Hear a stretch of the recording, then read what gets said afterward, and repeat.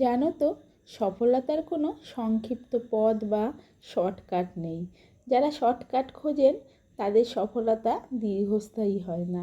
সিঁড়ি বেয়ে ওপরে ওঠার কষ্টটুকু করলেও কেবল শিখরে পৌঁছানো সম্ভব। প্রতিটি বড় সফলতার পেছনে অসংখ্য ছোট ছোট ব্যর্থতা গল্প থাকে।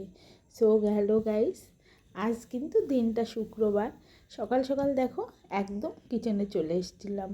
আসলে আজ কি রান্না করব সেটা কিন্তু সকাল থেকে ভেবে রেখেছিলাম না। যাই হোক, দুপুরের খাবারটা ঠিক না থাকলেও মনে করে কিন্তু আমি এই যে তড়কা ডালটা ভিজিয়ে দিয়েছিলাম, এটা কিন্তু রাতে করব। আসলে বিকেল বিকেল করে রাখবো, এই জন্য একটু আগেই ভিজিয়ে দিয়েছি। এটাকে সিদ্ধ করতে হবে, অনেকক্ষণ আগে না ভিজালে তো হবে না। আজ ভেবেছিলাম সব রকম সবজি দিয়ে একটা পাতলা তরকারি করব।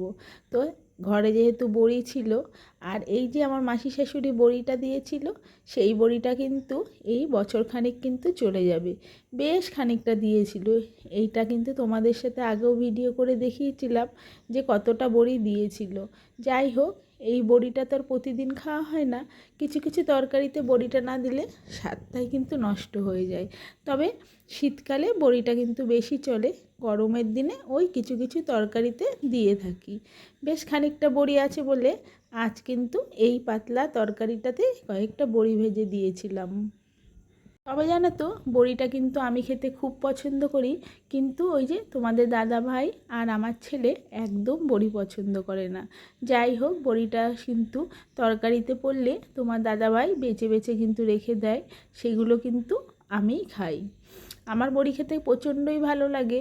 এদিকে দেখো, রান্না করতে করতে হঠাৎই শাশুড়ি মা এসে বলল, একটু রেশন ধরতে হবে, চলো তো। এই যে রেশনটা, আমার ফিঙ্গারপ্রিন্টটা আজকে আর উঠছে না। শাশুড়ি মাই সচরাচর রেশনটা ধরে, আর একদম বাড়ির পাশে যেহেতু এসেছিল, বললাম ঠিক আছে, রান্নাটা বন্ধ করে আমিই যাচ্ছি। গিয়ে আমার ফিঙ্গারপ্রিন্ট দিয়ে একদম রেশনটা তুলে আনলাম। এদিকে অফিস থেকে আসার সময় দুটো ওলের ডেগো নিয়ে এসেছিলাম। জানো তো, এই ওলের ডেগো আমার শাশুড়ি মা না খুব ভালো রান্না করে। বিয়ের পর থেকে খেয়ে এসেছি, উনি নিরামিষই রান্না করে, কিন্তু খুব সুন্দর।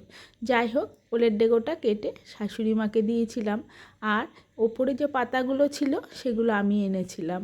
ওটা আমি রান্না করব একটু রসুন ফোড়ন দিয়ে শাক ভাজা। তবে খেতে কিন্তু আমার খুব ভালো লাগে এইরকম শাক ভাজা। ওদিকে তো রান্না হচ্ছে, এদিকে দেখো জামা কাপড়গুলো মেলতে চলে এসেছি। আর ছাদে দেখো এক পাশে কী পরিমাণ জল জমেছে। হঠাৎই প্রচণ্ড প্রচণ্ড করে বৃষ্টি হচ্ছে। এই যে রাত্রিবেলা করে, দিনের বেলা করে বৃষ্টির দেখা না মিললেও রাত্রিবেলা করে কিন্তু বৃষ্টি দেখতে পাচ্ছি। ওদিকে একজন এই যে আমাদের পেটিগুলো রয়েছে এগুলো কিনতে মাঝে মাঝেই আসে। আসলে এগুলো আমাদের যখন নতুন ঘর করা হয়েছিল, কিছু কিছু জিনিস তো অনলাইনে আনা হয়েছিল, সেগুলোর পেটিগুলোও রয়েছে। আর আমি তো মাঝে মাঝে অনলাইনে অর্ডার করি, সেই পেটিগুলোও জমা হয়। যাই হোক, এই ব্যালকনিতে অনেক পেটি জমা হয়েছিল, সব নিচে নামিয়ে দিলাম।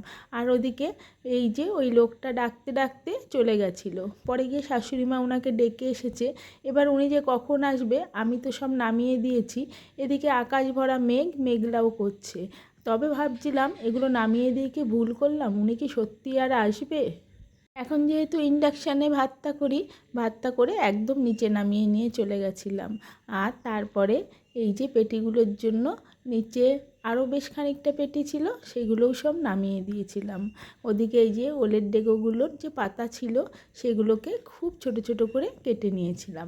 একটু গরম জলে ভাপিয়ে নিয়ে এটা একটু রসুন আর শুকনো লঙ্কা ফোড়ন দিয়ে যদি ভাজা যায়, খেতে কিন্তু বেশ লাগে। আমরা বাঙালিরা নানা রকম খাবার কিন্তু খেয়ে অভ্যস্ত। আসলে ছোটোবেলা দিয়ে ঠাকুমা মাকে দেখতাম এগুলো কিন্তু বড়া ভাজা খেত, তারপরে এইগুলো শাকও খাওয়া যায়। তো আমি ভাবলাম একটু শাক রান্না করি আজকে। তবে জানো তো, ওল গাছ কিন্তু এখন চাষ হয়, সেই গলা ধরার কোনো আশঙ্কাই থাকে না। যাই হোক, জলটা গরম করে আমি শাকগুলোকে একটু গরম জলে ভাপিয়ে নেব, সাথে একটু লবণও দিয়ে দিয়েছিলাম। এখন তো ওই যে গরম জলে ভাপিয়ে নিয়েছি, একবার উতন দিলেই কিন্তু হয়ে যায়। এখন আমি সাজিতে ঢেলে নিলাম। এবার কড়াইটা ধুয়ে বসিয়ে দেব। বেশি কিছু করতে লাগবে না শাকটা রান্না করতে, অল্প একটু সময়ে কিন্তু শাকটা একদম হয়ে যাবে। যাই হোক, কড়াই বসিয়ে দিয়েছিলাম। কড়াইয়ে সামান্য একটু তেল দিয়ে দুটো শুকনো লঙ্কা দিয়ে দিয়েছিলাম। এরপরে খানিকটা রসুন কুচি দিয়ে ভালো করে ভেজে নিয়ে শাকটাকে দিয়ে দিয়েছিলাম। সাথে কিন্তু লবণ দিইনি, একটু হলুদ আর একটু মিষ্টি দিয়েছিলাম। যেহেতু লবণ দিয়ে সিদ্ধ করেছিলাম, ভালো করে ভাজা হয়ে গেছিলো শাকটা। শাক ভাজা আর তরকারি দিয়ে তো দুপুরের খাওয়া খাওয়া যায় না, এই জন্য 4-5টা ডিম ভেঙে নিয়েছিলাম। আর ওই ডিমগুলো দিয়ে আমি অমলেট করে একটু ঝাল ঝাল করেছিলাম। এটা আমার ছেলেও দেখে আজকে ভালোই খেয়েছিল। ছেলেকে জিজ্ঞেস করেই করেছিলাম, ওর তো আবার বায়না, কখনো যে কোনটা খাবে ও নিজেই বলতে পারে না। যাই হোক, ডিমের অমলেটগুলো বেশ পুরু করে করেছিলাম। আর এটা পেঁয়াজ কুচি দিয়েই করেছিলাম, যাতে একটু মোটা সোটা হয়। এই দিয়ে ডিমের ঝালটা করে ফেলেছিলাম। এদিকে দেখো প্রকৃতির কি খেলা, দিনের বেলা বেশ রোদ দিচ্ছে, কিন্তু সন্ধ্যা হলেই এত পরিমাণে মেঘ করে এসে বৃষ্টি কিন্তু প্রতিদিনই নামছে। প্রায় প্রতিদিনই দেখছি রাত হলে বিশাল মেঘ ডেকে বৃষ্টিটা কিন্তু হচ্ছে। এদিকে ডিমের অমলেটগুলো করে নিয়েছিলাম, নিয়ে পিস পিস করে কড়াইতেই কিন্তু কেটে নিয়েছিলাম। খানিকটা আলাদা আলাদা করেই দুটো ডিমের অমলেট করেছিলাম মোটা করে। তারপরে পিস করে কেটে নিয়ে নামিয়ে রেখেছিলাম। আর এটা দিয়েই কিন্তু তরকারিটা করব। তবে এটা একদম ঝোল করলে ভালো লাগে না, একটু মাখা মাখা করব। যার জন্য একটা মশলা কিন্তু আগে থেকেই আমি রেডি করে রেখেছিলাম। এবার কড়াইতে তেল দিয়ে দিলাম, এরপরে দিয়ে দিয়েছিলাম পেঁয়াজ আর রসুন কুচি। আসলে আজকের মিক্সিতে কিছু করিনি, ওই কুচিয়েই দিয়ে দিয়েছিলাম। তারপরে দিলাম আদা কুচি। ওদিকে দেখো আমার পাশের বাড়ির যা আমাকে কিন্তু জানলা থেকে একটু গল্প করতে এসেছে। যাই হোক, ও বেলপাতা তুলতে এসেছিল, আমাকে রান্না করা দেখে ও একটু গল্প করে গেল। আমারও বেশ ভালো লাগছিল। তবে জানো তো, রান্নাটা কিন্তু আমার কাছে সবচেয়ে বড় কাজ মনে হয়। সকাল সকাল রান্নাটা না হলে আমার একদমই ভালো লাগে না। আমাকে যখন সব কাজ করতে হবে, সুতরাং ফেলে রাখার কোনো দরকারই নেই। তাই জন্য আমি কিন্তু আমার কাজটাকে বেশ তাড়াতাড়ি করে ফেলতে পারি। তাই জন্য দেখো, ডিমের মশলাটা দিয়ে ভালো করে একটু কষিয়েছিলাম, যেটা দিয়ে ডিম রান্না করব। তারপরে অল্প করে জল দিয়েছিলাম, জলটা বেশি দিইনি। তারপরে একটুখানি ফুটে উঠলেই কিন্তু নামিয়ে দেব। ওদিকে দেখো, সেই লোকটা পেটিয়ালাটা কিন্তু এখনও আসেনি। আসলে উনি কিন্তু সপ্তাহে একদিনই আসে, বৃহস্পতিবার করে। যাই হোক, যখন আসেনি আমি তখন এগুলোকে এখন কি করব। বিকেলবেলার দিকে তো প্রচুরই বৃষ্টি আসে, এরম ছিটিয়ে থাকলে তো ভালো লাগে না। আমাদের ওপাশে যে দুটো নতুন ঘর আছে, ভাবলাম আপাতত 1 সপ্তাহের জন্য ওই ঘরেই রেখে আসি। তাই জন্য পেটিগুলোকে নিয়ে আবারও ওই ঘরে তুললাম। ঘরটা একটু দূরে হলেও বেশ নতুন ঘর, আর পেটিগুলো কিন্তু ওখানে ভিজবেও না। বাইরে থাকলে তো পেটিগুলো ভিজে যাবে, একদমই ভালো থাকবে না। এই জন্য সব কটা পেটি আমি ওই ঘরে আস্তে আস্তে সব ধুয়ে এই যে বারান্দাটা এখন ঝাড় দিয়ে পরিষ্কার করে নিলাম। এরপরে তো খাওয়া দাওয়া করতে হবে, ছেলেকেও খাইয়ে নিতে হবে। এখন আমি এইদিকে ঝাড় ঠাড় দিয়ে খাবার দাবারের ওখানে চলে যাব। আজ পেটিগুলো নামাতে ওঠাতে অনেকটাই কষ্ট হয়ে গেছিলো। যাকগে, এখন তবে চলো খেয়ে নিই। দুপুর হয়ে গেছে, খাওয়া দাওয়া করে নিলাম। এরপরে ভাবলাম বিকেলে একটু বেরোবো।